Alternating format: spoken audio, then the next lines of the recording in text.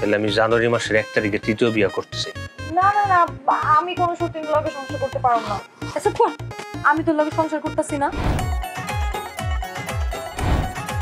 তোমারে কেন আনছি এইটা তো তুমি জানো।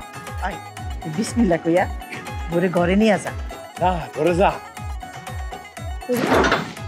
তোমরা দুজন বাসর ঘর করো, আমি নিজে চোখে দেখো। আচ্ছা বাসর ঘর কেমনে করে? আমি যাও, আব্বা আমার লেগে নাস্তা বানালে যাও। তুমি ছোট বড় বিয়া করছো না, ওরে দিয়া কাম করো, ও রান্না করবো। আমি এই বাড়িতে কোনো কাম কাজ করতে পারবো না।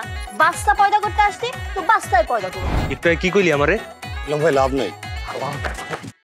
ওরে বাবা রে বাবা। এই শুকুর আলী, এই 3 গোলে কই জিতেছ?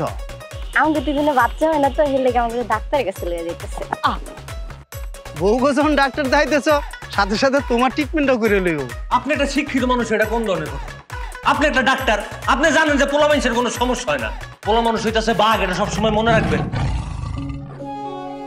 তোরে সতীন বানায়া এই বাড়িতে আনার পর থেকে একদিন এরকম দেখাইতে পারবি যে আমি তোর লগে কখনো খারাপ ব্যবহার করছি? না বুবু, এই বাড়িতে আসার পর থেকে তুমি কখনো আমার লগে খারাপ ব্যবহার করো না। উল্টা তুমি আমার এতই ভালোবাসছো, আমি তো কখনোই তোমার সতীন ভাবি নাই। একটা বাচ্চার 3টা মা, মজা হইব না?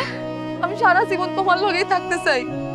আমি শুরু থেকে তোমার পাশে আছিলাম, আমি তোমার কঠিন সময়ও তোমার পাশে থাকতে চাই। রাখবা না আমারে?